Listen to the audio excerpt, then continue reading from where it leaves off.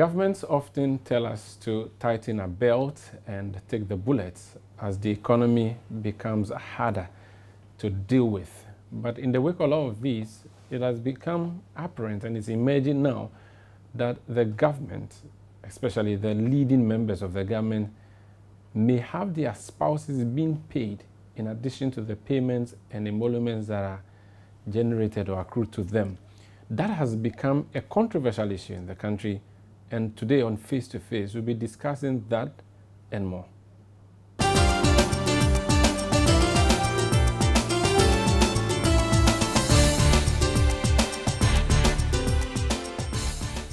My guest is a former Deputy Minister for Finance under the Mahama administration. He is currently the Member of Parliament, which he retained as MP for Ejuma-Koenya and EXEM.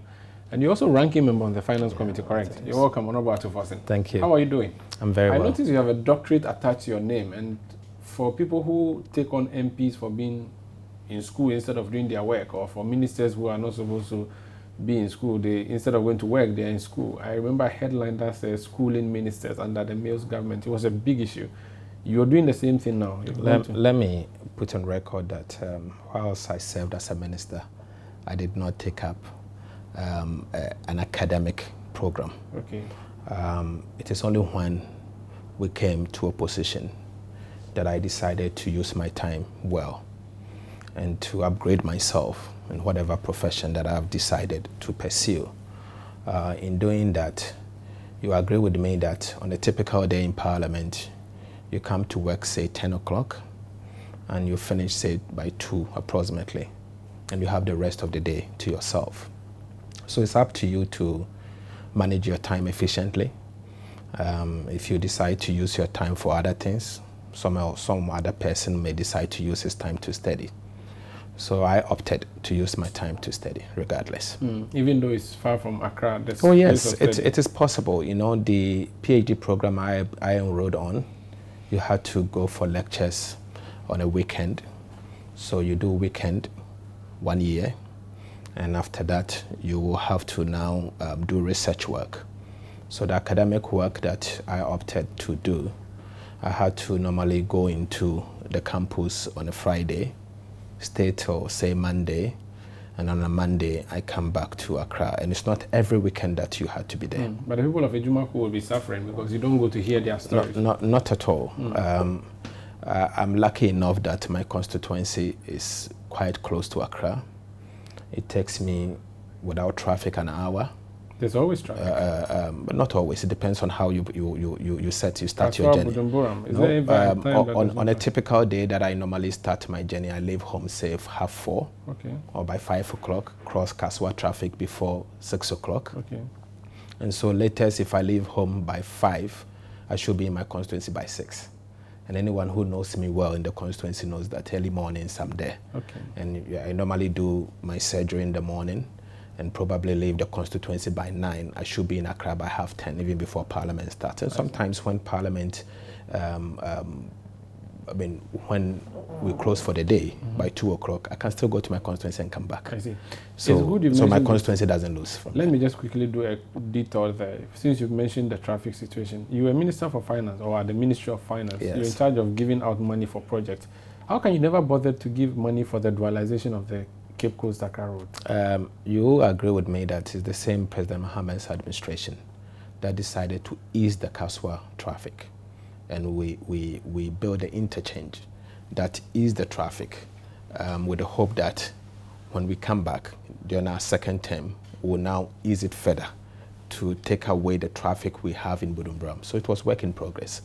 You were going to dualize that? Of course, it is, and you can agree with me that in the NDC manifesto, we have said that we're going to construct what we call the Golden Triangle. We're going to do the Accra to Takoradi, Accra to Kumasi, and to link Kumasi to Takoradi to complete the triangle. And to make sure that we dualize, not just dual, we're going to do 3 carriage inbound and 3 carriage outbound for all these 3 triangles that we're talking about. 3 carriage? Yes, 3 carriage, because we think that just like Nkrumah did the motorway some years ago, nobody thought that the traffic could have increased to today. You do 3 carriage with the hope that going forward the population is obviously increasing, and you open up the country. to is the carriage the same as 3 lanes? Yeah, 3 lane. So 3 lane dual carriage. Yes, so it's dual carriage, but it's 3 lanes. Yes, that's what you mean. Yes. So 6 lanes in 6 total. lanes Okay. in total. So 3 lane inbound and 3 lane outbound. Okay, so that's 3 lane dual carriage. Yes, dual carriage. Okay, that makes sense to me. Yeah. So after you left, nothing has happened. Do you know whether this government has any such plan to continue? I mean, you've been around. They've been in office for 5 years. Maybe they have it on paper. You are the finance committee. Have you seen anything like that? Well, I've not seen anything like that, and I don't think they have such a plan. I've heard them talk, but obviously you can talk, but until we see a document to prove that you are initiating something concrete, you can call it. It will be a wish list. They said they're going to give you an airport in Cape Coast. Well, that was easy traffic for you, the rich. But you see, funny enough, I heard the same president said before the announcement was made that it's not feasible. So the president who said it, I didn't say that. He said it's not feasible and you see no reason why we should do an airport in Cape Coast. But now they said they will. But I have not heard from the president himself. You only hear the from chief the executive of the country. He himself said it's not feasible. But his lieutenants have said it's part of the budget. Who owns the project? It's part of the budget? Was it part of the program that they outlined, I think the manifesto? Yes. Well, but I can confirm to you that I've not seen anything of this nature in the budget. So you're looking at the financial side. We, the people of Cape Coast, will be grateful. Okay, if they give you we will be grateful. The people of Central Region will be grateful. We want the airport because, you know, Central Region has huge potential as long as tourism is concerned. So an airport that will airlift passengers, particularly the international tourism industry from Kotoka in Accra to Cape Coast, we think it will be an opportunity. There's an argument that that will be a waste of money, like you wasted on the whole airport. Up to now, you don't have commercial activity happening there. Well, you have to look at the feasibility. I mean, so you can't just say it will be wastage until you conduct an effective feasibility to prove it. I think there's a market for it. I think it will not be a white elephant. I strongly believe that if you take the airport and develop the airport in line with the tourism potential, you won't waste it. But here in the case, if you fail to develop the tourism potential in Cape Coast and just build an airport, then probably you will have problems. You have this big so that is what you have I think in Cape Coast North constituency. Correct. What is happening to that airport? It's active. I mean, it's the home for Ebusia Dwarfs. Okay. And do we have other clubs from across the country in the maybe Premier League? Or there was recently a football match between Accra Hearts of Oak. So they use it there. They use it. They use it. It's very active, and the university also uses it. And the Kotokraba market again, another achievement that you guys have touted. It's working well. Yeah, very active. Let's come back to Parliament now. You have said that you start work at 10 and close at 2. Now there's a new directive by the Speaker that you start sitting from, is it 2 p.m. or so? Yes. What's the idea behind that? I think it's the decision of the Speaker and the leadership of the House for Parliament to start sitting at 2 between Tuesday and Thursday and sit from 10 on Fridays. Reason being, the Speaker and the leadership thinks that during the day, members of Parliament should work within the committees. So the committees of Parliament probably will start sitting at 10, and then obviously by 2, no matter the committee meeting, I mean, you have 4 hours of deliberation and you should be able to finish so that we can have a full house in the afternoon to engage our business. In the past, you will see that at the time Parliament is sitting, there will be some committee meetings at the same time, and that affects the attendance of the House. So in his wisdom, and you agree with me that the Speaker has so much experience as long as parliamentary proceedings are concerned. And so probably he mooted the idea with leadership, and together they agreed that that is the way to go. Apart from Fridays, that there will be some demands that people should get to their constituencies early. And so we come early, and by 2, 3 o'clock we are done, so that those who have to travel to their constituency or those who have some other engagement will be able to leave Accra and engage in them. There's no committee sitting. You are in Accra, you're an MP. Your job is just to come and make laws. You've left, for instance, Chana Paga to Accra, and you're supposed to report to work at 2 p.m. What can you really be doing at that the rest of the time? We do a lot. You see, what you see in the plenary is just about 10% of what we do as members of Parliament. Because the plenary, basically, we are going to take reports from the committees of Parliament and their recommendations and debates, and probably ask questions and go through lawmaking. Even lawmaking still will be the reports from the committee that will go through that process. Today, for instance, I got to work before you called me that you want to talk to me. So I was here before 8 o'clock. I was here, in fact, 7:45. And I have a number of reports to read. And so you have to come in early, read all these reports, make your inputs before you get to the floor. So I think this helps you, for you to be efficient, because you come early as 8, you'll be able to read enough, write your notes, and go to the floor and be very efficient before the speaker comes. There are NDC MPs who think that this may not really work for you NDC MPs, and that this decision is just to benefit government MPs or MPs who are ministers. So they'll get to go to their ministry, do their work until 2 p.m., then they can come to Parliament. Well, so that way you never get the majority in the chamber. Well, I've not heard an NDC MP say this. But we should also understand that we will not be in opposition forever, and one day we'll also form government. So if the argument is to help ministers of state also to be able to go and do government business, it's in the interest of the country, and we should look at it from that perspective. And the fact that one day we'll also be in power, and I'm sure very soon we'll be in office, and so it will also be beneficial to us. But does it not make you idle too much and also give the government too much? I don't think we will idle. I don't think we will be idling. What it is probably we'll have to change the way we do things in the past. And, ordinary human beings normally don't just adjust to change. And when change of this nature, something that we are used to in the last 24 years or more, all of a sudden changing. I've been here for 12 years, and clearly I'm used to the old system. And so something new will be quite difficult to adjust. So clearly I'm adjusting, and I'm fine with that. There are people who say, and a lot of NDC party supporters who say that they have given you an almost majority in the chamber, and that's not reflecting in your activities, taking on the government. When you go back to your constituency, do you hear these things from your party supporters? Omaru, let me say that government business is about to start, or is yet to start. Really?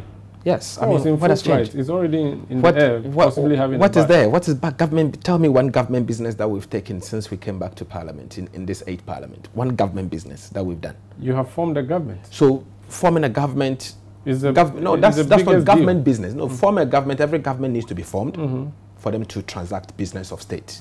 So they form a government for them to be able to. You form the government. Business. The government has brought its budget. You have approved the budget. Okay. So what else is left? What else is there that you want? Okay. So you have finance bills that are yet to come. You have government laws that is yet to come. We've not enacted one single law since we came. Yeah, but you've passed the budget. You've no, passed the but you see, as long as appropriations are concerned, or Appropriations Act is concerned, failure to approve a budget will mean that there's going to be fiscal cliff. And you know what fiscal cliff means. You will get to a stage that nurses cannot be paid, government business cannot continue, a shutdown. Police service cannot even go out, teachers cannot work, and a complete shutdown of state. Is that what we want? Because you've given even numbers? I don't think that's what we want. Okay. The scrutiny is in the detail. The scrutiny is when government of Ghana brings finance agreements, bring bills, bring agreements that are not in the interest of the nation, that Ghanaians expect us to rise up against it. Which one have you risen we have nothing has come for us to rise up against us, really? As we speak. No, nothing. But you're on the streets demonstrating. Show us what has come. I'm saying you were on the demonstration. Yeah, no, we are on the street. We're on the street demonstrating for a reason.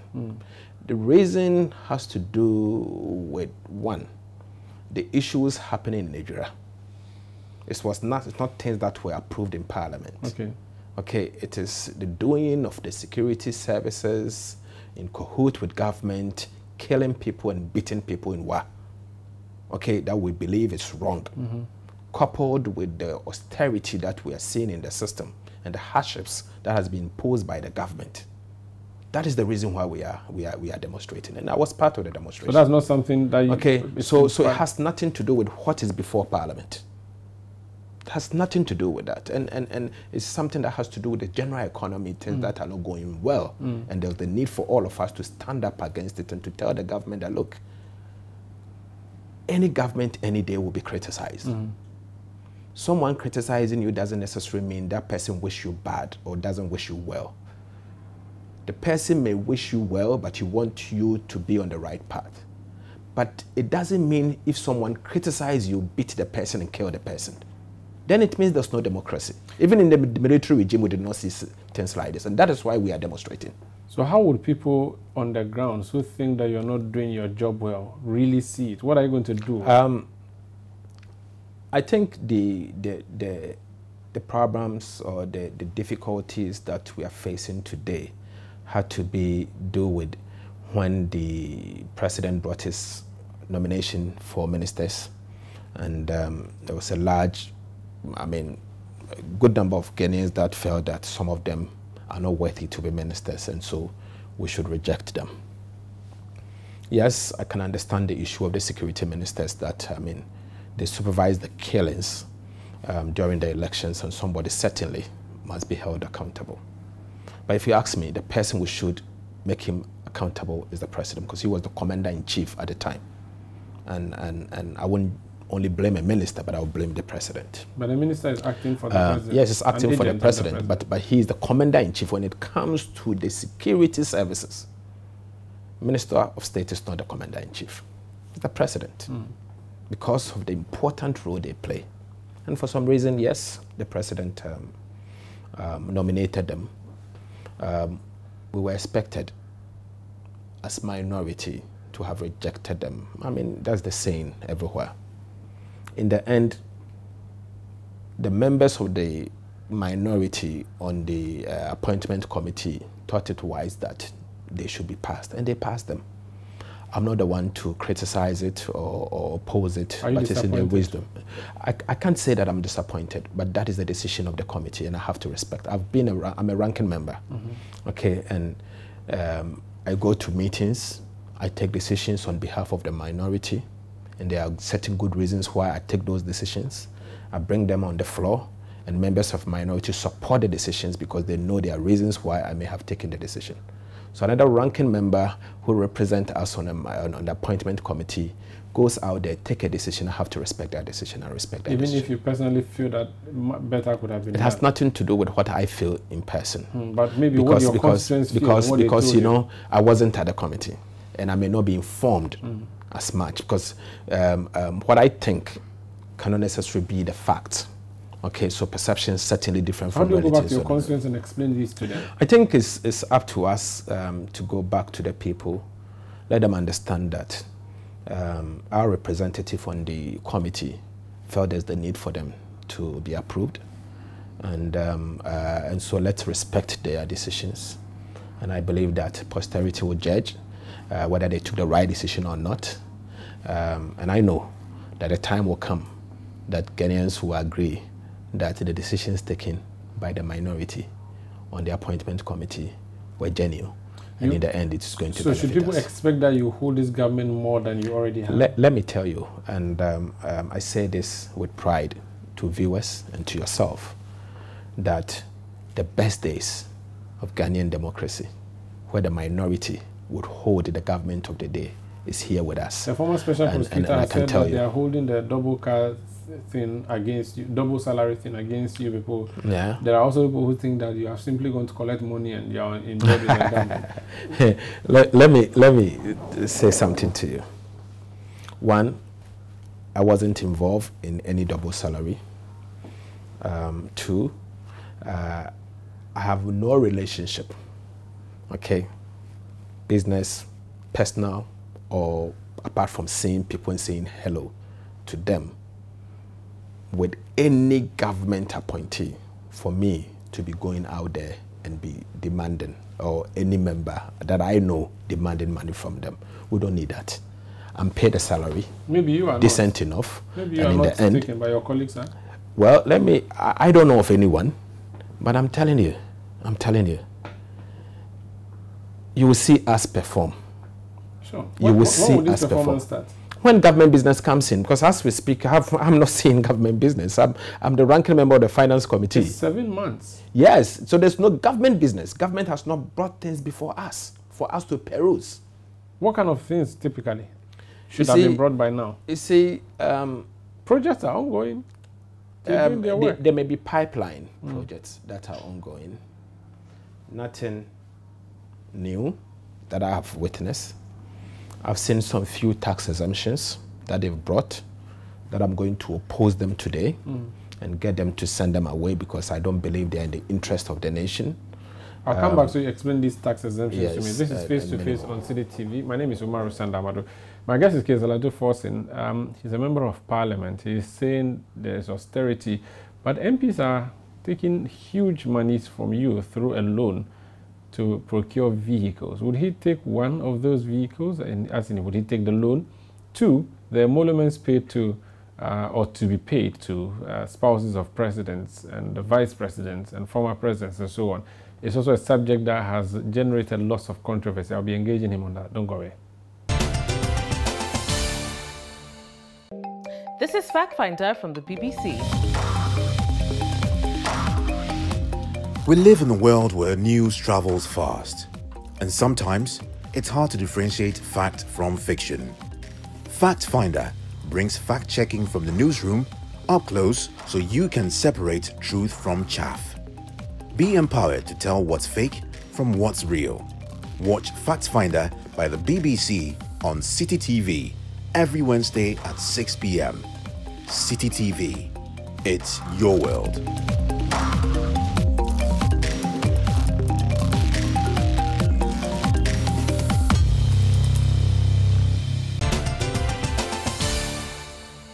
You're welcome back to Face on City TV. My name is Umaru Sandamado. My guest is the Jumaku Ejan, a senior member of parliament.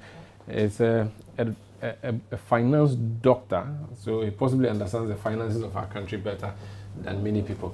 Doc, and I think I can call you Doc, right? Even though you're not a medical doctor, you're a book doctor.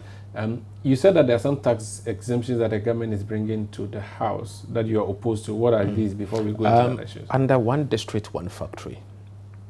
The government in the year 2018, I think 2017, 2018, asked Parliament to approve the one district, one factory policy. Embedded in it includes some tax exemptions. It's been almost 4 years since we've implemented these tax exemptions. I think, one, there was the need for us to go back and review that policy as to whether it has achieved its purpose. By looking at those companies that we've granted those tax exemptions to, because those tax exemptions were granted on certain premise to, one, benefit the economy by creating some employment and all of that. So let's go back and review them to ensure that that policy, whether it has worked or it has failed, for us to take a bold decision going forward, whether we should extend it or to hold it from there. So that is my first problem. They have not done that. And now they are asking us to approve additional tax exemptions for a number of companies. Number 2, my major concern on this tax exemption emanates from the fact that there are some existing businesses, existing companies that have been there ages. Now all of them, because they've seen an avenue of government giving tax exemptions, they are now enrolling on the one district, one factory, and to take tax exemptions. I wouldn't be part of that. I would not accept that. Because, even if they are rendering the services that are required. Because this is what they are doing already. Okay, they are already in the business. And so why the sudden change? Why the sudden change that all of a sudden they are asking government to give them exemptions left, right, and center? So what we're saying is that if you claim that you are going to undertake some expansion, and as a result, you want government to give you an exemption, tell us the kind of expansion that we just don't want it on paper, on some nice glossy paper and writing some nice English. Give out evidence of what you intend doing. are you moving to another district? Because the policy is one district, one factory. So for instance, if we grant one district, Tema is a district, okay? So if you grant one in Tema, I can grant another one in Tema. It should go to another district and move to another district, and that's what the policy is. So we are seeing huge concentration of companies in certain metropolis and all coming at the back of one district, one factory. So we want to look at them and tabulate whether it's one particular district per factory. And if it's expansion, it can be where you are, it should go to another place. Because that's the policy of industrialization of the government, that's what they're saying.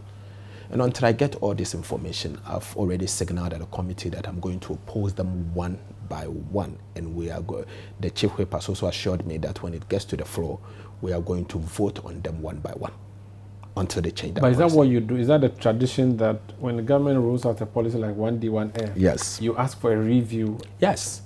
Yes, it's been 4 years. Okay, so if you but have... you see the factories, don't you? What factories? I have not seen. Don't you have one in your constituency? No. But at least you see eco juice on your way. Is it working? I don't know. Okay, I've seen the juice on the market. Have you seen one now? When was the last time you saw one? Have you seen one? Maybe pineapples. When did you see? Which market did you see one? I have not seen one. No, I saw it lots on social media. Yeah, I actually have drank it too. I've seen the physical one. You bought it somewhere or somebody brought it to you? No, I don't think I bought it. I think I got it. Yeah, so that is not the market. That is not a market. It's probably some juice that they exhibited and gave to some few media guys to create impression that they are in operation. I don't think so. So it's not in the market? I have not seen one. I haven't gone to the market to look for it. I haven't gone to the shop to look for it. Is my next door in Ekumfi. Yeah. I live in Ejumako. So if it's in the market, there should be one in Ejumako, and I've not seen one. You don't see it? And you go to Mankesim Market in Mafantiman, I've not seen one. But is the factory dead? Well, it's for us to review it, and that is why I'm saying let's review the policy. There's another one, a huge one that I saw, something Ropa, the Ropa. Casa de Ropa, yes. Yeah, Casa de Ropa is on the, what do you call it? On Cape Coast? It's almost near Winneba. Okay. What I know is that I have not seen a tax exemption for Casa de Ropa yet. Okay, even the Ekumfi have not seen a tax exemption for them yet. There are a number of them that we've granted huge tax exemptions to, that I believe that we should go and find out how they are doing. Such as which ones? Do you remember? I can't remember the names of heard, but there are few that a number of them in Tema area, some in the eastern region. And these are new companies or existing? Some of them are existing companies and new companies. But maybe they are going to provide a new service to the district. Let's find out. Let's find out. Let's find out. The one that I'm going to, for instance, I'm going to oppose one include B5. B5, that's in St. George's constituency. Okay, so B5, for instance, they're already operating. We know that even as we speak, they cannot operate full capacity because they don't have enough power. Now they are saying they want to do an expansion. And so they want the state to give them $14.7 million United States dollars tax exemptions. They need to prove it. I want to find out how much taxes they've paid in the past.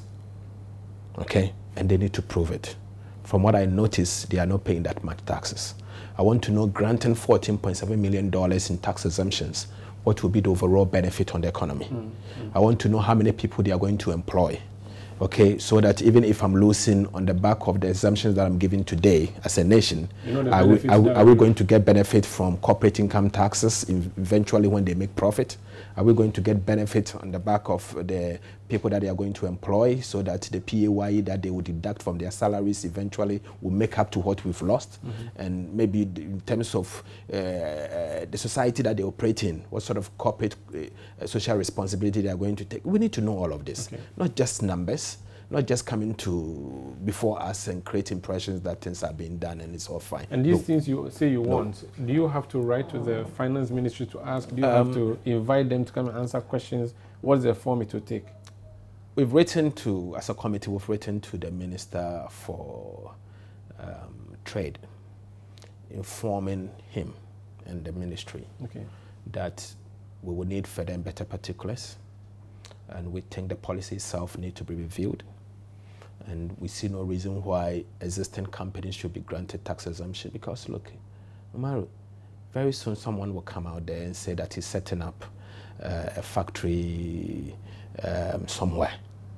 and that person is an existing company, and it means that every other existing company that is a factory should be roped into the one district, one factory. That is not the principle of taxation. It should be fair. But now, it depends on how strong you are and who you know. You can now enroll into one district, one factory. I think there's an abuse somewhere, and we need to curtail that abuse. This is Face to Face on City TV. I am Umaru Sandam, and my guest is the Juma Kwenyah Member of Parliament, former Deputy Minister of Finance. Let's talk about these emoluments now. Give us a history about paying former presidents, current presidents, and how we go here where spouses of presidents and vice presidents have now been introduced into the mix, and if it is has already been approved by you MPs. So tell us what the history, how we go here. Salaries of Article 71 holders are determined by Presidential Committee on Emolument, PCEs. So government set up the committee that seeks to determine the salaries, comes to Parliament to approve, and in the end, we implement it. Okay. So the President sets up a committee. Yes. These people's jobs is to decide salaries. Yes, for all Article 71 office holders. Okay, and that would include the President, the Vice Ministers, yes, Ministers of State, the Executive, the Legislature, and the Judiciary. So you are also part. MPs are also I'm part of it. Okay. Okay, so the President normally approves that of the Legislature. And so the committee does two reports. It's same report. Okay. Same report, but the salaries for members of Parliament will be approved because you can approve your own salary. So it's approved by the President. It's approved by the President, and then that of the Legislature and the Executive and the Judiciary comes to Parliament for approval. Okay. That has been the trend. And not only salaries, I mean the condition of service. And this for every government? Every government. Where a government every government. 4 years. Every government. So every 4 years every this 4 must years. happen? Since Rawlings? Since Rawlings. I mean, it's a constitutional requirement. Okay. It's a constitutional requirement. So you will notice that the salaries that we have today, this salary that we are using, the 2020 salaries. That's what we are getting MPs now as MPs. In the 8th Parliament. In the 8th Parliament. You are being paid, salaries are paid you when you were in the 2020, last, yes, okay. Because that is, because for 2021, the President needs to set up a new condition of service, okay. a Presidential Committee on Emolument. And this is usually done in the 4th year? It's normally done in the 4th, and that I think needs some reforms. Okay. You see, it should be done early, so the government doesn't have to pay arrests, salary arrests, and when you pay salary arrests, then it creates problems, not only for the fiscal, but for the public as well. Okay. Mm-hmm. So, and for instance, when that delays until 2024, then it will mean that the government is compelled to pay arrests depending on what is determined. Okay? And that is where the problem is. Going forward, fast forward, what happens? I've been a Deputy Minister of Finance before. Okay? And I've seen some social media write-up. I'll come to that. I'll ask yes. you to explain that one, but okay. I want to understand how the structure works. Okay. So when a president is going out of office or we are going to an election, this okay. committee is set up. And the committee's job is to determine the salaries and emoluments for all these Article 71 office holders. It has always been controversial. Correct. Right? Is it true that spouses of presidents and former presidents since independence have been paid, and that is something that was started by... Paid what? Whatever they are given, stipends, allowance, whatever. Yes, they're giving money. Okay, so let me say that never in the history of Ghana has the spouses of presidents, sitting president, or ex-presidents, or vice president benefited in a form of salary. It has never happened until now. Never, never, never. I mean, never, and I can tell you never. What I know is that the office of the Chief of Staff, or the presidency itself, since the inception of the Fourth Republic, His Excellency former President Jerry John Rawlings' regime instituted some form of allowances and stipends for first ladies and second ladies, and it's managed at that level. anytime they engage in official duties, because occasionally you get a first lady going to represent the states and do some things on behalf of the state. Okay. So they give them some form of allowance, and it's normally paid quarterly, depending on what they do. That is what I know. So, but in terms of salary, not for running their office, because usually they have these offices where they run this NGO stuff. Okay, so I think is that the allowance for that, or this for their personal? I think the NGOs normally that you see them run, they get funding from various sources, like any other NGO, because by virtue of being a first lady, they have contact with a number of donor agencies. So if they are to specialize on, say, healthcare, they can get beds, they can get donations, they can get staff, they can get incubators. I mean, it's available to them. So, and they are engaged in a number of international conferences, and they see first ladies across other countries, and they, through their contacts, they can get some donations. So this allowance is supposed to pay for what then? If it's not paying so and that's what I said. Offices too, right? Yeah, that's what I said.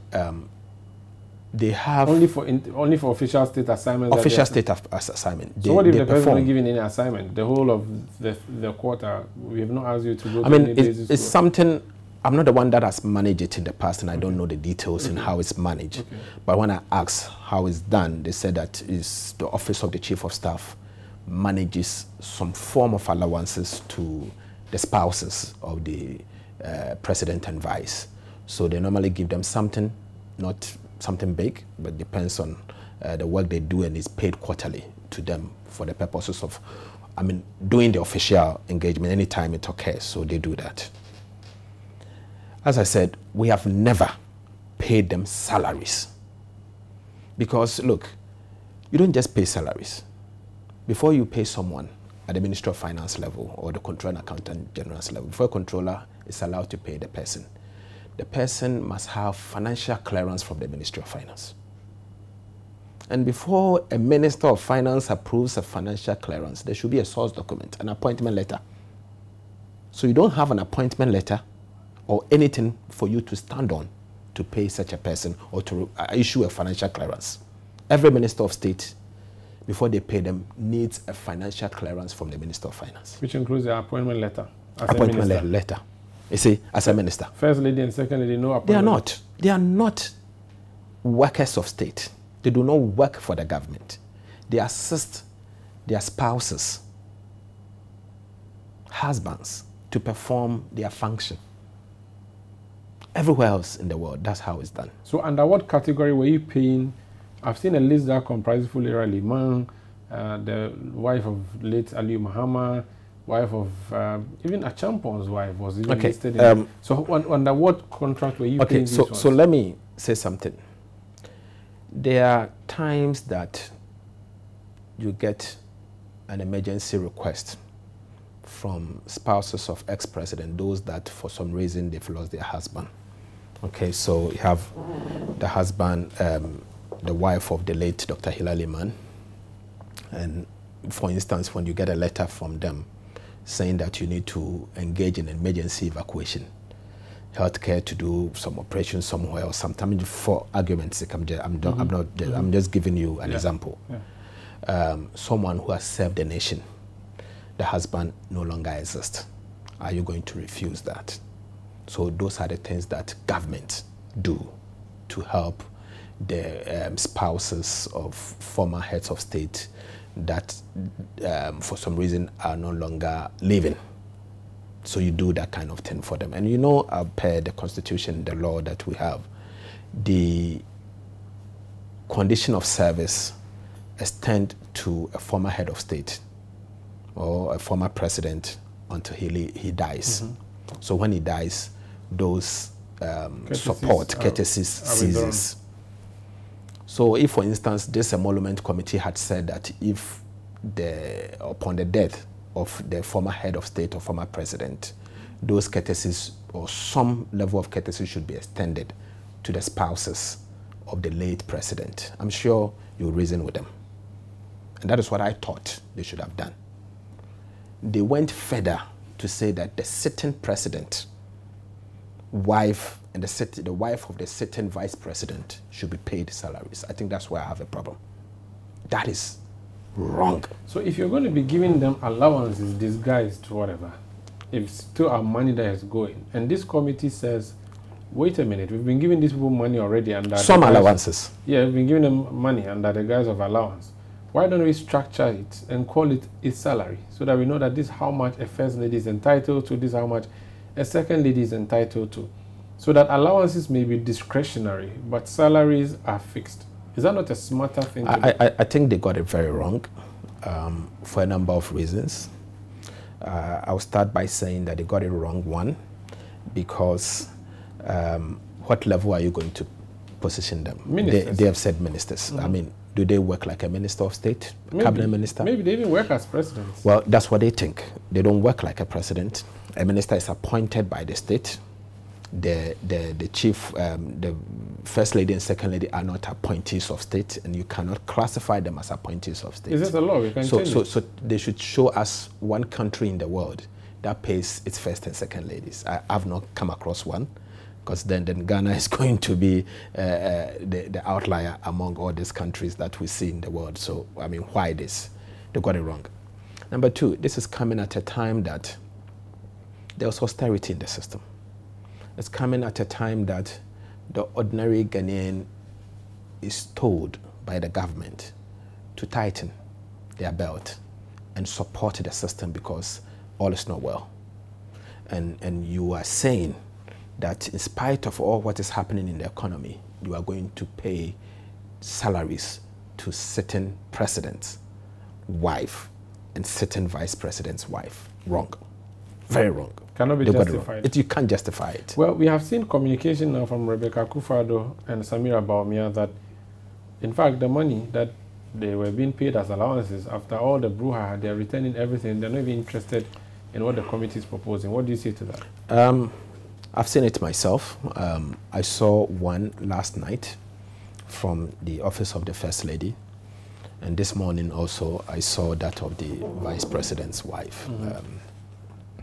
Let me say that returning the allowance, 900,000. Returning the allowance, one, is not what Ghanaians requested for.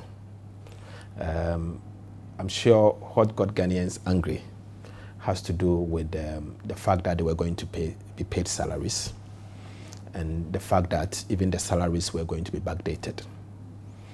What surprises me was that at the time that the committee made a recommendation that they should be paid salary, the committee failed to recognize that they've already been paid allowances in the last 4 years, and the salaries should be backdated, so they were going to get double salary anyway. Allowances on top of the cabinet level salaries. And when we did the calculation, it's going to the region of 1.5 million Ghana cedis back pay. They did not state that they have received the money or not in the communique, the two communiques that I've seen. In fact, TUC in their statement had said that they have received the payment. And TUC said facts. These are the facts. And give us a tall list of the facts. So who is telling us the truth? TUC, based on their own work, they are saying that they verified the following facts, and the fact is that they have already been paid the back pay dating back January 2017. In the communique, they are saying that they are only returning the allowance. What about the 1.5 million Ghana cedis per hour calculations that they have been paid? That has been collaborated by the TUC. They have been paid or they will be paid? No, according to TUC, they said they have been paid. They have since been paid by the Ministry of Finance. So you don't think that they should have returned the allowances that they returned? Oh, no, I haven't gone there. I haven't said that. If for any reason... You said that's not what Ghanaians asked for. You see, yes, that's not what the people of Ghana asked for. So they should keep it? You see, I've not said that. I've not said they should keep it. What are you saying? You see, what I'm saying is that they should have, first of all, inform us as to whether they have received the back pay dating back 2017. Okay, but that's TUC you're quoting right now. I'm quoting TUC because they have done some work. There's a proposal by the Emoluments Committee. Yes. That is yet to be adopted. Okay, it's been adopted. It's been adopted. It's not being approved or whatever. Yeah. It's been adopted. Okay, but it's not being implemented. Who said it hasn't been implemented? It's been implemented. Well, it has been implemented. So you are saying that based on that, they would have been given the back pay? Yes. So I'm saying that on the issue of the allowance that was given to them that they have returned. Is it okay that they returned it? I think it's good they've returned it. It's good that they returned it. It's good they have returned it. Which means that all others who have received it also returned it. And people are saying John Mahama's wife should return the mood, hers. not only President Mahama's wife, but you are talking of President Kufuor's wife. All of them. You are talking of everybody but else. So don't only zoom down. The most recent one is Lordina Mahama. People want her to return hers too. I say, let me say this. The issue at stake is not the allowances. No problem. The issue at stake. The people. Yes. But the now, issue at stake. Now that the two ladies have returned or said they will return their allowances, there's a public call for Lordina Mahama to return hers. Why are you zooming only on Lordina Mahama? Why don't you say that's everybody else? That's what people are saying. I'm just telling you. Okay. What people are so demanding. because you said the public call. Yes. So I'm a member of the public and I've not heard that. Okay. I can tell you thousands of people who are okay. making that call. I don't know what your view is. Okay. Should she also return hers? You see, I think it's needless.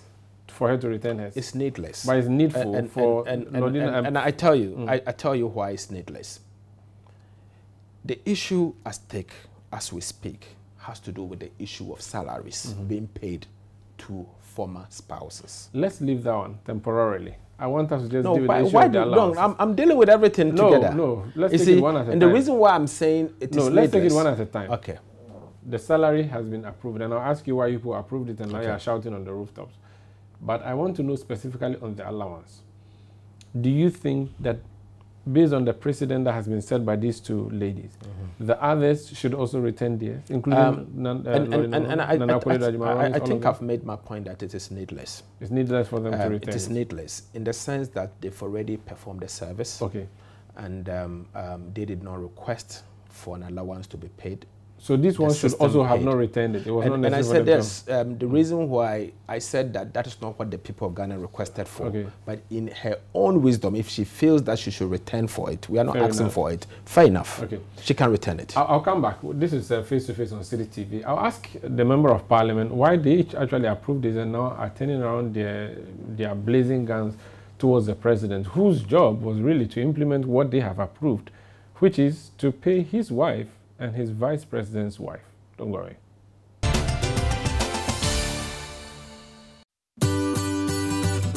City TV is live on DSTV. Go to channel 363. On GoTV, access City TV on channel 182. On a digital TV, please press the menu button on the remote control and run a new search on your TV. Take note that without an antenna, you cannot access City TV on your television. City TV can be accessed on a free-to-air digital box like the GoTV and StarTimes box. City TV, it's your world.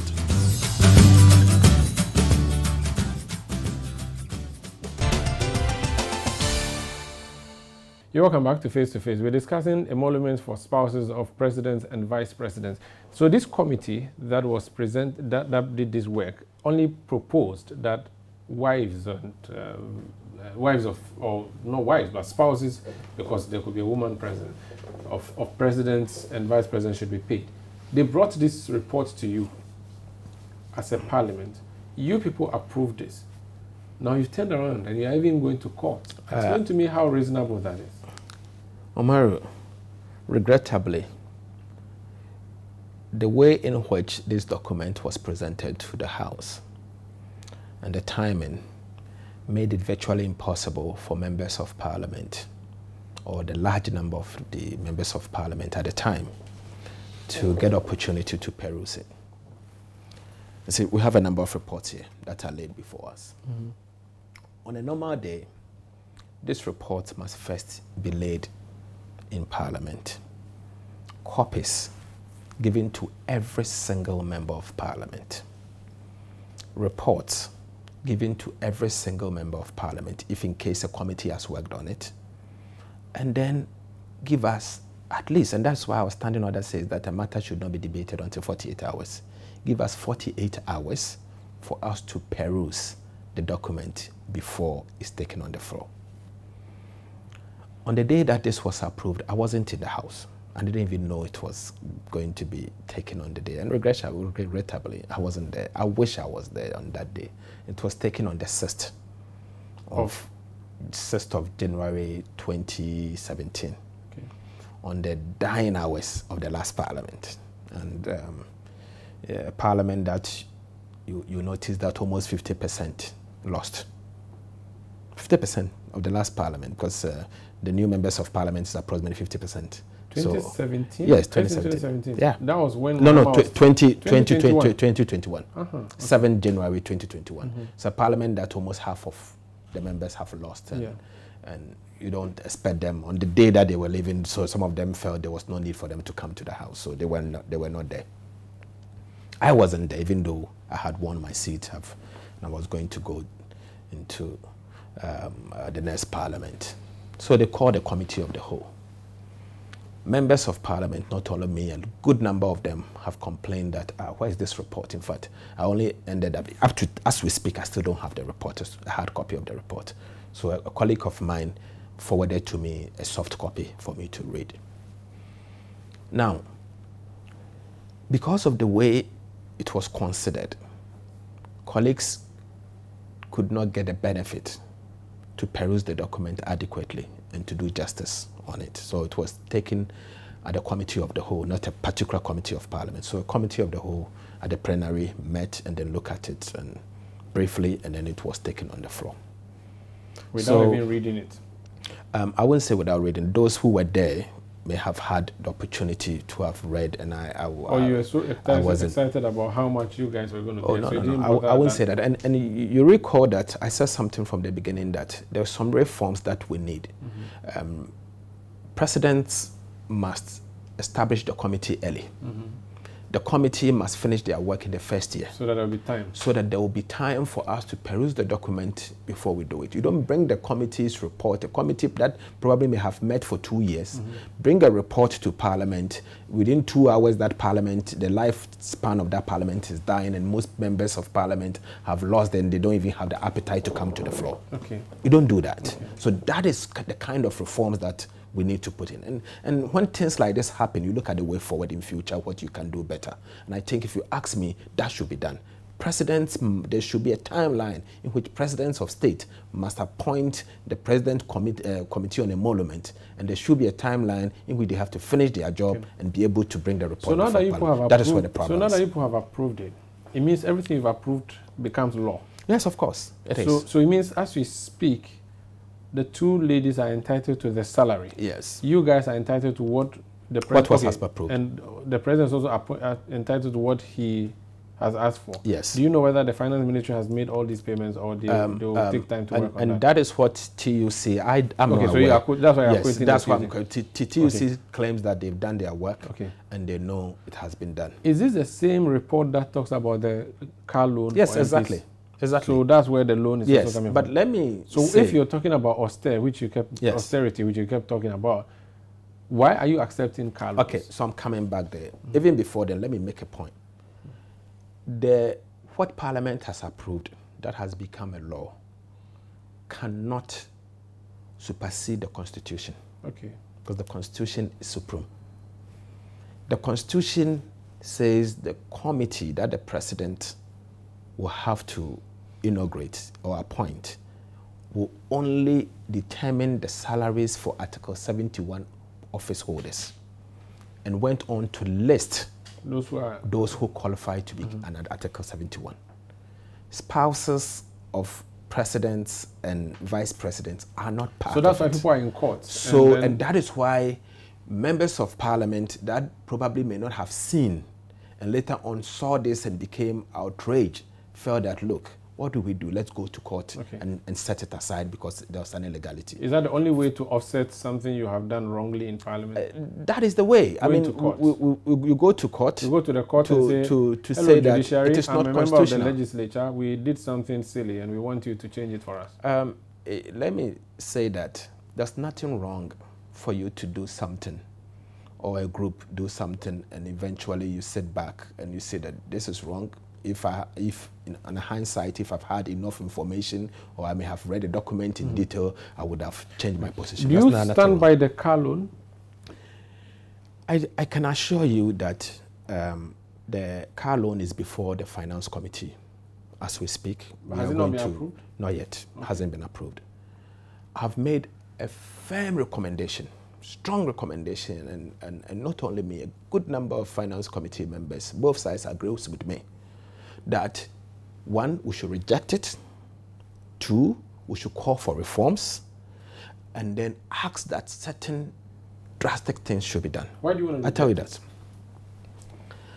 I don't see the reason why a member of parliament should be given a car loan for him to buy a car that he is going to use it for official purposes. In the end, he will service it himself, buy fuel, do a work that is more than what a district chief executive is doing, a work that is certainly more than what a minister of state is doing. But in the end, a district chief executive in my constituency has an official car procured by the state, fueled by the state, maintained by the state, and driven by a driver paid by a state. I don't see any reason why that should happen. I am saying that the people of Ghana thinks that members of parliament should not be given car loans. They agree that members of parliament must do some work, the functions prescribed by the constitution. They agree that they should have a car, but they do not accept that we should be given car loans. So they should give you a car and a driver. What we should do is simple. They should give every member of parliament or every constituency a car. For the MP? For the MP. With a driver? With a driver. And that car can be fueled by a state for official purposes only. Okay. That car can be maintained by the state for official purposes only. Okay. And when you are leaving office, that car becomes the property of the state. The next MP can drive it if the car is in good use. Okay. I think we need that reforms. And that is why I think that all of us should come together and reject that car loan. That sounds nice. It's important. So you've got a buy-in from all your colleagues on the committee? What I can assure you is that the committee of parliament or the finance committee do not have the power to reject the entire proposal. Mm-hmm. We can recommend to the House. So are you going to recommend this, what you just said to me, yes, to the House? Yes, we are recommending that the car loans, 1, we should consider rejecting it, and 2, we need reforms on the car loan matter. Okay. Because look, this is a democratic state, and all of us want this democracy to stay. For the democracy to stay, you need to gauge the mood of the nation. The mood isn't good. Mm. Ghanaians are getting very angry with the political class. Okay. Particularly the way this government is using taxpayers' money. It is creating some anxiety out there. So you want to cut it and down. So all of us, we owe it as a responsibility to protect our democracy. Okay. If the public don't want us to take that car loan, let's reject it. No problem. And call on the government to provide us duty cars for the work that we do. As members of the press, we will be perched on top of the press gallery and be watching you to see whether you really be bringing this proposal to it's coming, and I'm sure this week okay. It's one of the things that we will look at. Thank you so much for speaking to us. Ejumako Enyam, member of SCM. Ejumako Enyan. Ejumako Enyan is here. Yes. Yeah, I'm sorry. That's Cassiel 246, former Deputy Finance Minister. My name is Omar Rusanda, but please keep watching City TV. It's your world.